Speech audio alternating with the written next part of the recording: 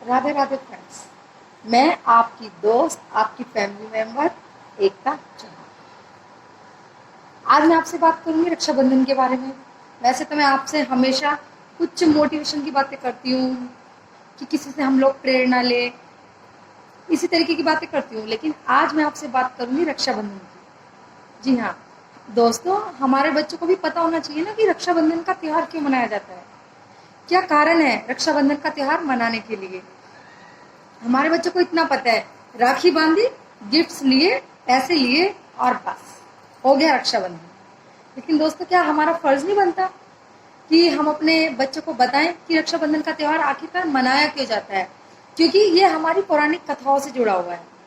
तो हमारा फर्ज बनता है ना, तो इसीलिए आज मैं अपनी वीडियो बना रही हूँ रक्षाबंधन के लिए। रक्षाबंधन का एक ऐसा त्यौहार है जिससे पता चलता है कि भाई अपनी बहन से कितना प्यार करता है, बहन भाई से कितना प्यार करती है। ये उनके प्यार का त्योहार है, उनके अटूट विश्वास का त्योहार है। इस दुनिया में एक भाई के लिए बहन बहुत जरूरी है और बहन के लिए भाई भी बहुत जरूरी है। ये दोनों जो ये रिश्ता है ना भाई बहन का, ये एक दूसरे का पूरक है। एक दूसरे के बिना ये रिश्ता चल नहीं सकता। और ये एक बहुत ही प्यारा सा, नोक झोंक वाला, बहुत ही स्वीट सा रिश्ता है। मैं भी अपने भाइयों की एक अकेली बहन हूँ और मेरे भाई मुझे बहुत प्यार करते हैं, लेकिन हम लोगों को पता है कि आखिर क्या है रक्षाबंधन की कहानी, किस वजह से हम लोग रक्षाबंधन बनाते हैं। लेकिन हमारे बच्चों को नहीं पता है। हमारे बच्चे तो सुबह से खुश हो रहे हैं, आज मम्मा रक्षाबंधन है, आज हमें गिफ्ट्स मिलेंगे, आज हमें पैसे मिलेंगे, हम ये लेके आएंगे। बस उनके लिए सिर्फ रक्षाबंधन इतना ही है। तो आज हम बताते हैं कि उन्हें समझाते हैं कि आखिरकार रक्षाबंधन मनाया किस लिए जाता है। महाभारत टाइम की बात है कि जो श्री कृष्ण भगवान थे ना, उनकी चाची थी, उनके बेटा था शिशुपाल, वो विकलांग था।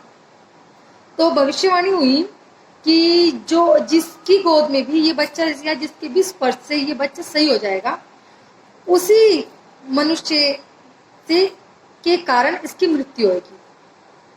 तो उसकी चाची, श्री कृष्ण जी की चाची बड़ी परेशान थी, ढूंढती थी कि किससे सही हो ये बच्चा मेरा।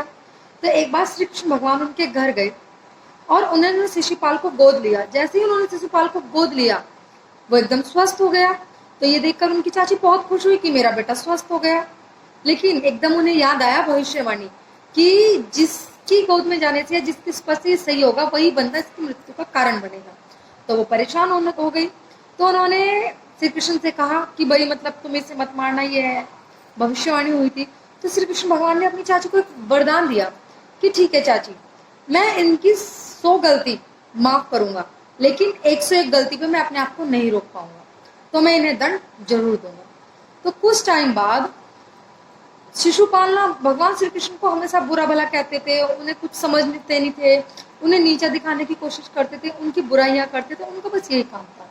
तो कुछ टाइम बाद ऐसा हुआ कि एक सभा हो रही थी, वहां पे भगवान श्री कृष्ण भी थे और शिशुपाल भी थे। तो शिशुपाल ने क्या किया, वो भगवान श्री कृष्ण को उल्टा सीधा बोलने लगे, ये है वो है, अरे ये क्या है, ये छलिया है, ये चोर है, वगैरह वगैरह।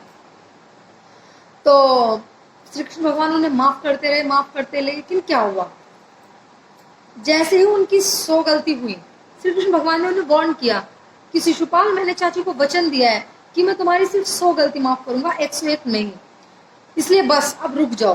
लेकिन शिशुपाल रुकने वाले कहाँ थे, उनके मन में तो श्री कृष्ण के लिए अपार घृणा थी, वो उन्हें बिल्कुल पसंद नहीं करते थे, तो वो रुके नहीं। और जैसे ही उन्होंने 101 गलती की, श्री कृष्ण को गुस्सा आ गया, उन्होंने सुदर्शन चक्र निकाला और उसकी गर्दन काट दी। इस वेग से सुदर्शन चक्र चला कि जब श्री कृष्ण की उंगली से सुदर्शन चक्र निकला ना, तो सुदर्शन चक्र से श्री कृष्ण की उंगली भी कट गई और उसमें से खून बहने लगा। तो जितने वहां पे बंदे थे वो सब ढूंढने लगे कुछ कि क्या करे, क्या लगाए जिससे ये खून बंद हो जाए। तो वहां पे द्रौपदी खड़ी हुई थी। तो द्रौपदी ने कुछ नहीं सोचा और उन्होंने क्या किया, अपनी साड़ी का पल्लू फाड़ा और उनकी उंगली में लपेट दिया। तो भगवान श्री कृष्ण जी ने उन्हें धन्यवाद बोला और अपनी बहन बनाया। उसके बाद हुआ क्या कि जब पांडव द्रौपदी को हार गए और वहां पे द्रौपदी की चीरहरण की बात हुई और द्रौपदी को भरी सभा में लाया गया चीरहरण करने के लिए। जब दुशासन उनका चीरहरण कर रहा था, तो वो जो श्री कृष्ण की उंगली पे बांधा था ना, द्रौपदी ने उसी के रिटर्न में अपनी बहन की रक्षा करने के लिए खुद श्री कृष्ण भगवान चीर बन के द्रौपदी के पास आए और उन्हें कवर करते चले गए। तो तब से वो श्रावण मास में हुआ था, श्रावण मास की पूर्णिमा को। तो तब से ही ये जो राखी का त्योहार है ये मनाया जाने लगा। तब से ही ये कहा जाने लगा कि भाई हमेशा एक रक्षा सूत्र जो बहन उसकी कलाई पे बांधेगी उसका हमेशा ध्यान रखेगा। उस रक्षा सूत्र को एक वचन माना गया कि वो जो रक्षा सूत्र बहन अपने भाई के लिए बांधती है, उसकी दुआ करती है, उसकी सलामती के लिए बांधती है, लेकिन रिप्लाई में वो भाई भी अपनी बहन के लिए दुआ करता है कि हर बुरे वक्त में उसके साथ खड़ा होगा। तब से ये रक्षाबंधन मनाया जाने लगा। इसके बारे में एक और कथा है जो मैंने अपने बड़ों से, अपनी नानी से, दादी से, मम्मी पापा से सुनी है कि प्रहलाद के पौत्र हुआ करते थे बलि, महाराज बलि। प्रहलाद तो बहुत बड़े विष्णु भक्त थे, तो महाराजा बलि भी बहुत बड़े विष्णु भक्त हुए। तो उन्होंने एक बार यज्ञ शुरू किया और उन्होंने 110 यज्ञ कंप्लीट कर लिए। इंद्र तो बड़ा परेशान हुआ कि क्या करे, तो परेशान होकर गया विष्णु भगवान के पास और बोले कि भगवान अगर इसने बलि ने अपने यज्ञ कंप्लीट कर लिए तो उसका तो पृथ्वी पर और स्वर्ग में दोनों में अधिकार हो जाएगा, आधिपत्य हो जाएगा, हम लोग कहाँ जाएंगे। तो प्लीज आप हमें इससे बचाइए, हमारी राजा बलि से रक्षा कीजिए, क्योंकि वो राक्षस प्रजाति का था। बड़े ही वो विष्णु भक्त था लेकिन वो था राक्षस प्रजाति का। तो विष्णु भगवान जी ने कहा ठीक है। तो उस टाइम विष्णु भगवान जी ने वामन अवतार लिया और वामन अवतार लेकर वो बलि के पास पहुंचे। उस टाइम बलि के लिए एक कथा कही जाती थी कि जो भी व्यक्ति उनके पास दान लेने के लिए आता था वो उसे कभी खाली नहीं भेजते थे, हमेशा उसे दान देते थे। तो ये चीज विष्णु भगवान जी को पता थी। तो विष्णु भगवान जी को पता था, विष्णु भगवान जी वामन अवतार लेके महाराज बलि के पास पहुंच गए। तो हुआ क्या, जब वो महाराज बलि के पास पहुंचे तो बलि ने हाथ जोड़ के प्रार्थना की कि बताइए प्रभु आपको क्या चाहिए। तो वामन अवतार विष्णु भगवान जी ने कहा कि मुझे कुछ नहीं चाहिए, मुझे सिर्फ 3 पग भूमि चाहिए। तो बलि ने कहा ठीक है मैं आपको 3 पग भूमि देता हूँ। वो दान के लिए भी और अपनी जुबान के लिए भी, यानी अपने वचन के लिए भी। उनका वचन कभी नहीं, वो अपने वचन से कभी नहीं हटते। तो जब वामन अवतार लेकर विष्णु भगवान बलि के पास पहुंचे तो बलि ने हाथ जोड़कर पूछा कि महाराज बताइए मैं आपके लिए क्या लाऊं। तो वामन अवतार विष्णु भगवान जी ने कहा मुझे कुछ नहीं चाहिए, मुझे सिर्फ अपनी 3 पग जमीन चाहिए, मुझे सिर्फ आप 3 पग भूमि दे दीजिए। बलि ने सोचा मैं सब कुछ दे सकता हूँ, ये सिर्फ 3 पग भूमि मांग रहे हैं। उन्होंने कहा ठीक है महाराज मैं आपको 3 पग भूमि दान दिया, क्योंकि उन्होंने वचन दे दिया कि मैंने आपको 3 पग भूमि दी। तो विष्णु भगवान जी ने जो वामन अवतार थे उन्होंने क्या किया, एक पग में पूरा स्वर्ग नाप लिया, दूसरे पग में पूरी पृथ्वी नाप ली और तीसरा पग रखने के लिए उनके पास जगह ही नहीं बची। तो जब जैसे ही उन्होंने तीसरा पग रखा तो महाराज बाली ने अपना सर कर दिया। तो उन्होंने वो तीसरे पग से उसके सर पे रख दिया। जब महाराज बलि की वचन को निभाने वाली क्षमता देखी तो भगवान विष्णु से बहुत खुश हुए। उन्होंने बोला कि बताइए आप मेरे से वरदान मांगिए, मैं आपको वरदान देता हूँ, मन चाहा वरदान देता हूँ। तो बलि ने कहा ठीक है महाराज आप हर वक्त मेरे साथ रहिएगा, बस मुझे आपसे यही वरदान है। आप वरदान तो देना था क्योंकि वचन दे सकते विष्णु भगवान। तो विष्णु भगवान ने कहा ठीक है। तो वामन जी चले गए पाताल में। पाताल को हम लोग बोलते हैं रसतला। रसतला भी मैंने कई बार सुना है। तो महाराज बाली पहुंचे पाताल लोक में। पाताल लोक को हम लोग बोलते हैं रसातल। रसातल भी पाताल को ही बोला जाता है। तो अब विष्णु भगवान जी ने तो वचन दे दिया था कि उन्हें उनके साथ रहना है। तो वहां पर विष्णु भगवान जी रसातल में महाराज बाली के चौकीदार बने, पहरेदार बने और उनके साथ रहने लगे। अब रानी लक्ष्मी तो बहुत परेशान, माता लक्ष्मी बहुत दुखी विष्णु भगवान के बिना कि मैं क्या करूं, कैसे चलेगी जो सृष्टि का पालन पोषण है ये कैसे होएगा। तो वो विष्णु भगवान जी को बहुत याद कर रही थी। तो वो पहुंची बाबा भोलेनाथ जी के पास। उन्होंने बाबा भोलेनाथ जी से पूछा कि ऐसा ऐसा हो गया है प्रभु मैं क्या करूं। तो बाबा भोलेनाथ जी ने उन्हें एक युक्ति सुझाई। वो पहुंच गई जी बाली के पास। महाराज बाली के पास जाकर उन्होंने उनको एक रक्षा सूत्र बांधा और अपना भाई बनाया।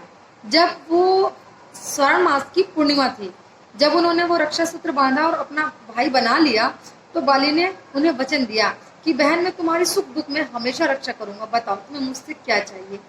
तब माता लक्ष्मी ने विष्णु भगवान से अपने तब माता लक्ष्मी ने महाराज बाली से अपने पति यानी विष्णु भगवान को, जो वहां पे चौकीदार थे, पहरेदार थे, उनको मांगा। और तब वो उन्हें वहां से वचन के कारण महाराज बाली ने उन्हें वापस किया, और तब वो उन्हें वहां से लेकर वापस बैकुंठ लोक आई। तो तब से ही रक्षाबंधन का पर्व मनाया जाने लगा, क्योंकि महाराज बलि ने माता लक्ष्मी को वचन दिया कि मैं हमेशा आपकी रक्षा करूंगा। उन्होंने उनको एक सूत्र बांधा, एक राखी बांधी तरीके से, तब से ही रक्षाबंधन मनाया जाने लगा। ये हमारी वो पौराणिक कथाएं हैं जो शायद आज हम अपने बच्चों को नहीं सुनाते हैं। हम बस ये बोल देते हैं रक्षाबंधन आया, भैया दूज आई, होली आई, दीपावली आई, लेकिन हम उन्हें कभी नहीं बताते कि ये क्यों मनाए जाते हैं, इन्हें मनाने का रीजन क्या है। आप यकीन मानिए, आप उन्हें बताइए, वो बड़ी उत्सुकता से सुनते हैं। मेरी बेटी बड़ी उत्सुकता से सुनती है कि मम्मा अच्छा रक्षाबंधन क्यों मनाया जाता है, इसे मनाने का क्या कारण है, मम्मा हम दीपावली क्यों मनाते हैं, मम्मा हम दिए क्यों जलाते हैं। वो मुझसे सब कुछ पूछती है। और जो मेरी नानी दादी या मम्मा पापा ने मुझे सुनाया, मैं उन्हें सुनाती हूँ, तो उन्हें बहुत अच्छा लगता है।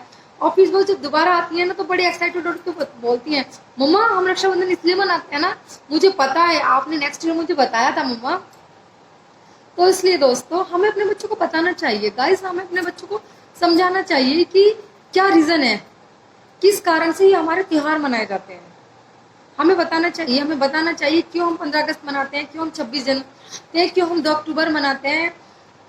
कोई भी चीज हो, हम उसे क्यों मनाते हैं, ताकि उन्हें पता हो कि हम इसे किस लिए मनाते हैं, और वो उसी हिसाब से उसे एंजॉय करे। इस हिसाब से नहीं कि स्कूल की हॉलीडे मिली है तो चलो एंजॉय करते हैं, इस हिसाब से ना करें।